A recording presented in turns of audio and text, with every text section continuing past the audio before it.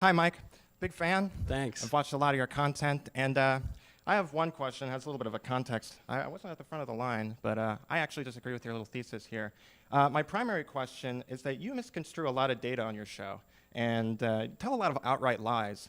And you did a lot so here, but you talk a lot about rationality and a good discussion and a lot of reasonable stuff. But it was curious, when you were talking, I didn't hear any science. I didn't hear any rational discussion. And if you want to have rational discussion, say about, I don't know, climate change or transgenderism, I actually have studies here. I mean, that would take too much time, but I don't know how much you'd be interested in that. Give an example of a lie that I said. The 6,000 kids you said that were given hormone blockers because of some trans conspiracy? I corrected that the next day when the news was corrected. Yeah, corrected, but it was in the study. You said it was a trans activist or some trans conspiracy. No, I said it was a drug that was used for transgender kids, Yeah, which is true. And I said that it had caused 6,000 deaths, which is true. But what I misspoke and what was misreported in the news is that all 6,000 were kids. And that obviously was not true. And I corrected it on my show the next day. It goes further than that because it had nothing to do with transgenderism. It was about terminally ill patients. But it was a hormone. It was a hormone blocker. It was a hormone blocker for hormonally sensitive cancers. Right. They were dying from cancer, and they were trying to cure I know them that's why it was misreported, and that's why I corrected it.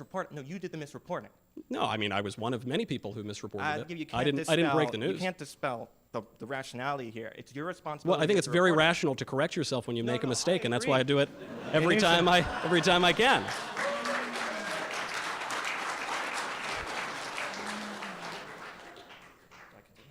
But I think it's your responsibility as a political commentator to a lot of impressionable young people here that you report accurately, and that's not the first I time. agree, and that's why when I do make a mistake, rare though it may be, I correct myself.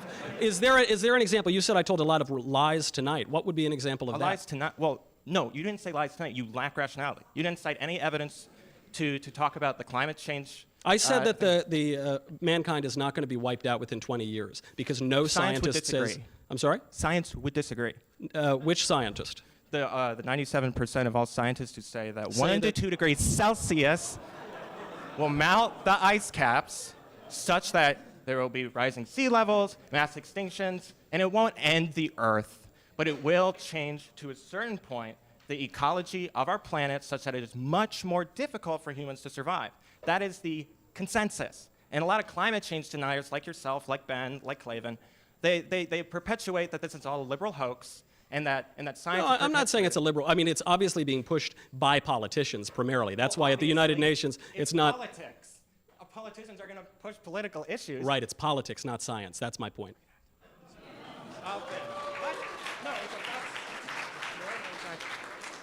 No, you take the science, and then you say, I don't disagree. Which study? Because what you're citing, that 97% number has been around for a long time. Al Gore used it in his movie. One issue with that is, first of all, science is not made by consensus. But second of all, the questions that were asked were such broad questions asked to a whole array of scientists, many of whom had no expertise in the climate whatsoever. So to use a consensus number, especially one that's so old and has been so manipulated by politicians, is, I think, not really getting to the point. We don't take polls to figure out scientific data. So if you think the world is going to end in 20 years, I thought you said that you thought so. It's going to change to a certain point such a human habitation will be more difficult and it will be vastly different. I'm not a doomsday, idiot. And it's not an old figure. It's ongoing. It's right now. That's a figure is decades old. It's right now. The 97% figure is decades old. Well, sure, but it's still accurate. Okay, I'm out of time. Real pleasure. It's a pleasure. I'm glad you could come up and ask those questions.